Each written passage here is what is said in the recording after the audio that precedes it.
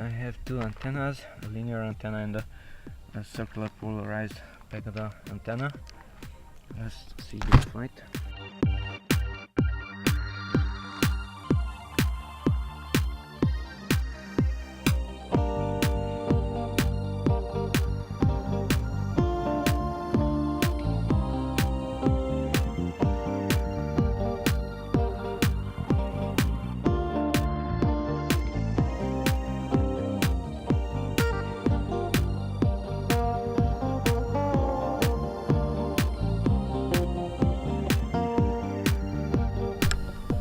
Now we will remove the Pagoda antenna, so only the linear antenna is attached.